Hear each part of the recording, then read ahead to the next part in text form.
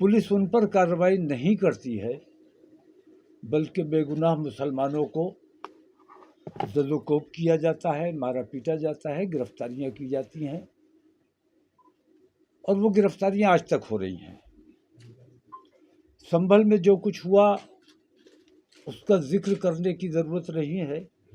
इस किस्म का माहौल पूरे हिंदुस्तान का है।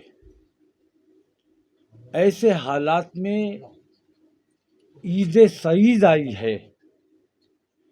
ईद एक महीने के रोज़ों का इनाम है, खुशी का मौका है, लोग खुशियाँ मनाते हैं। लेकिन देखा ये गया है कि ऐसे घरों में भी ईद मनाई जाती है जिन घरों में कोई शहीद हो गया हो, किसी की मौत हो गई हो। तो उन घरों में जैसी ईद मनाई जा सकती है, क्योंकि ईद रमज़ान का तोहफा है और रोज़ों का इनाम है, तो हर हाल में ईद मनाई जानी चाहिए। लेकिन ईद निहायत सादगी के साथ, जो तुझको एहतशाम पहले होता रहा है, इस साल फैसला ये किया गया है कि इस साल हम तमाम लोग ईद को बहुत सादगी के साथ, नए कपड़े नहीं पहने जाएंगे, क्योंकि हमारे बच्चों को कत्ल किया गया है, हमारे बच्चों को गिरफ्तार किया गया है, झूठा जेलों में डाला गया है। उनके घरों में जैसी ईद होगी वो नए कपड़े नहीं पहन पाएंगे। हमें भी नए कपड़े उनके खिराज अक़ीदत के लिए, हम उनके गम में बराबर के शरीक हैं, ये बताने के लिए हमें उनके तरह ईद मनानी चाहिए। और उनके हिमायत में हम नए कपड़े इस साल ईद में नहीं पहनेंगे। किसी किस्म का मेला ठेला और नुमाइश वगैरह ये सब नहीं की जाएगी, खुशियाँ नहीं मनाई जाएंगी। सादगी के साथ ईद मनाई जाएगी, नमाज पढ़ी जाएगी। जिस तरह अलविदा पे हमने अमन व अमान का मुजाहरा किया है, जबकि तमाम मीडिया ये चिल्ला रहा था कि अलविदा को ऐसा होगा और जुमे और होली पर ऐसा होगा और वैसा होगा, वो तमाम तमाशे हमने साबित किया है कि हम अमन पसंद लोग हैं। हम खुराफात से बचना चाहते हैं, फसादात से बचना चाहते हैं। तो ईद पर भी उसी अमन का मुजाहरा किया जाएगा और सादगी के साथ ईद मनाई जाएगी। किसी किस्म की खुशियाँ नहीं मनाई जाएंगी, बल्कि रमज़ान 30 रोज़ों का जो तोहफ़ा है, जो इनाम है, उसको सेलिब्रेट किया जाएगा। मुस्लिम पर्सनल लॉ बोर्ड ने कहा है कि अलविदा की नमाज हुई थी तो उन्होंने काली पट्टी बांधी, तो उसको क्या सपोर्ट कर रहे हैं आप? किसको? मुस्लिम पर्सनल लॉ बोर्ड ने अलविदा की नमाज पढ़ी तो काली पट्टी बांध के नमाज अदा करने के लिए लोगों से अपील की थी, तो उसको क्या मानते हैं? मैं मुस्लिम पर्सनल लॉ बोर्ड ने जो कहा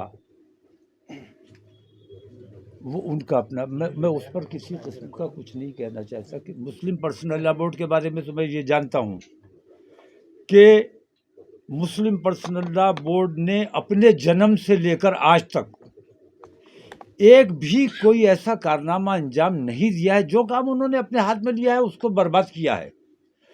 और मुस्लिम पर्सनल लॉ बोर्ड कोई भी ऐलान इसलिए कर पाता है कि कोई और ऐलान नहीं करता है। उनको हमेशा वॉक ओवर दिया गया है, अगरचे मैं भी उसका मेंबर हूँ। और मैंने बार बार कहा है कि मुझे आप अपने, मैंने इस्तीफा भी दिया है, बार बार उनसे तकाजा भी किया कि मुझे हटाया जाए। उसमें मेंबर मैं भी हूँ। लेकिन इस ईद का ताल्लुक इन बातों से नहीं है।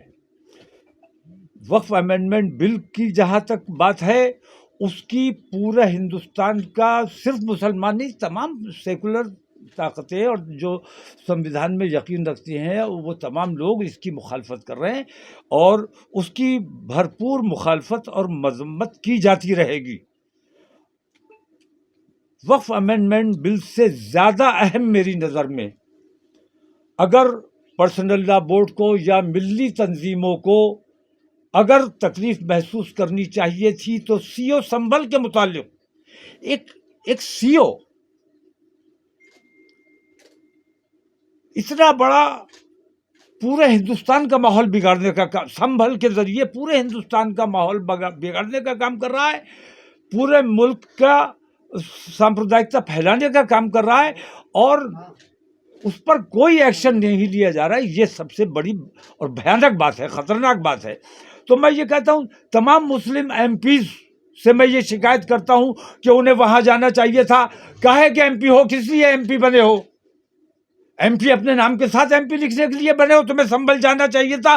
संभल में तब तक बैठते जाके जब तक वहां के पूरा प्रशासन ना बदल दिया जाता।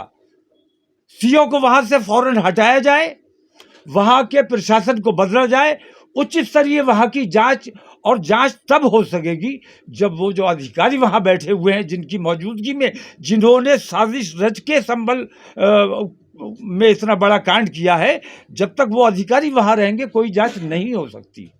बनारस हो, लखनऊ हो, गोरखपुर तो वो मैं मुस्लिम पर्सनल लॉ बोर्ड और तमाम मिली तंजीमों से ये कहता हूं कि जंतर मंतर पे धरना लगाने के बजाय अगर संभल में जाके धरना लगाते और इन बेईमानियों के खिलाफ मुजाहरा करते तो कोई नतीजा निकाल सकते थे। लेकिन आपको तौफीक नहीं हुई, क्योंकि आपको सिर्फ कैमरे चाहिए, आपको अपनी भीड़ दिखानी है। और भीड़ किसे दिखाना चाहते हो? हुकूमत को दिखाना चाहते हो भीड़? 5 लाख जमा कर लोगे, उससे हमें फर्क नहीं पड़ता। हमने तो 65 करोड़ इकट्ठे करके दिखा दिए। धर्म के नाम पर आप 20 करोड़ भी इकट्ठे नहीं कर पाओगे, उन्होंने 65 करोड़ इकट्ठे करके दिखाए। तो असल मसला भीड़ नहीं है, असल मसला मसाइल है कि किस मसले पर किस तरह बात की जानी चाहिए।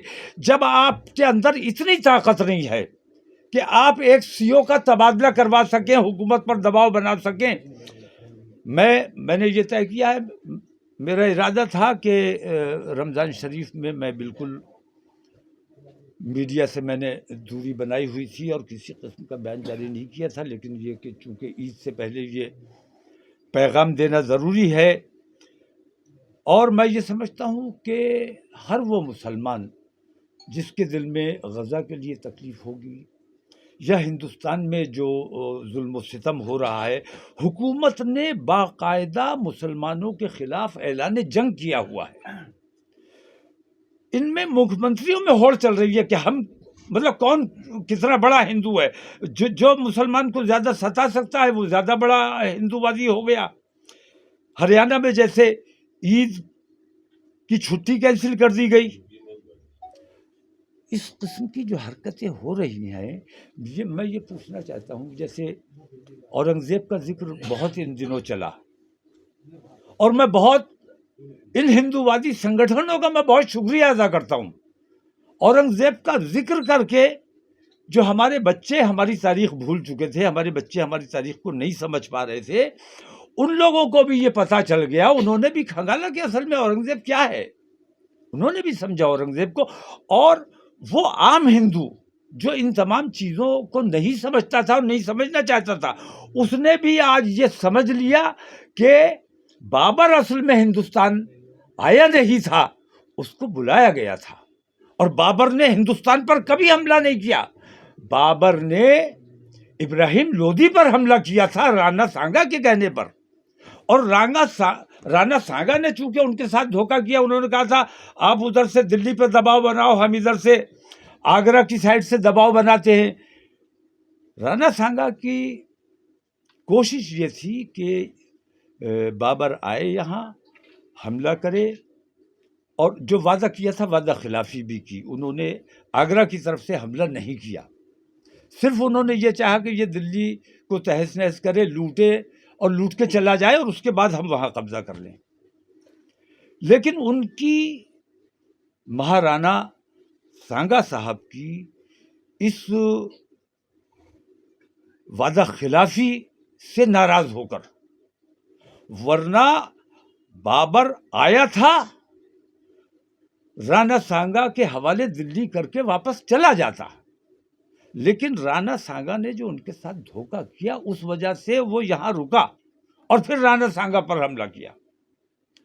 तो वो हिंदुओं के खिलाफ नहीं आया था, हिंदुस्तान के खिलाफ नहीं आया था, बल्कि पहले बिहार पंजाब फतह किया, वहाँ भी लोधी मुसलमानों से ही उसने युद्ध किया, दिल्ली पर हमला किया, दिल्ली में भी मुसलमानों से ही युद्ध किया, उसके बाद आगरा पे हमला किया।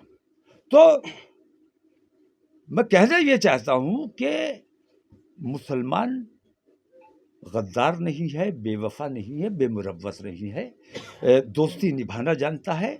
और राणा सांगा ने जो किया अपने देश के साथ, मैं समझता हूँ गद्दारी की। और वो तमाम लोग जिन्होंने अंग्रेजों से हाथ मिलाए या मुगलों से हाथ मिलाए, वो गद्दारी के मुर्तकिब हुए, लेकिन उनको कहा जाता है वीर सावरकर। माफी वीर जो थे उनको वीर सावरकर कहा जाता है, उनको सर पर बैठाया जाता है सिर्फ इसलिए कि वो अंग्रेजों के वजीफा ख्वार थे। 60 रुपए महीना उन्हें मिलता था, मतलब अपने देश को 60 रुपए में बेच रहे थे अंग्रेजों के तलुए चाटने वाले लोग आज हमसे हमारे देश प्रेम की सबूत मांगने का काम करते हैं। तो हमने अपने देश के लिए हमेशा काम किया है और आज भी काम कर रहे हैं। मैं आज भी अपने देश का ये काम कर रहा हूँ कि ईद सादगी से मनाई जाएगी, किसी किस्म का शोरगुल नहीं किया जाएगा, मेले ठेले नहीं लगाए जाएंगे, तमाशे नहीं किए जाएंगे, और अपने मुल्क का अमन व अमान बरकरार रखने की कोशिश की जाएगी। हुकूमत हिंद से और हुकूमत उत्तर प्रदेश से मैं ये मांग करता हूँ कि जो तरीक़ा इन्होंने अख्तियार किया हुआ है,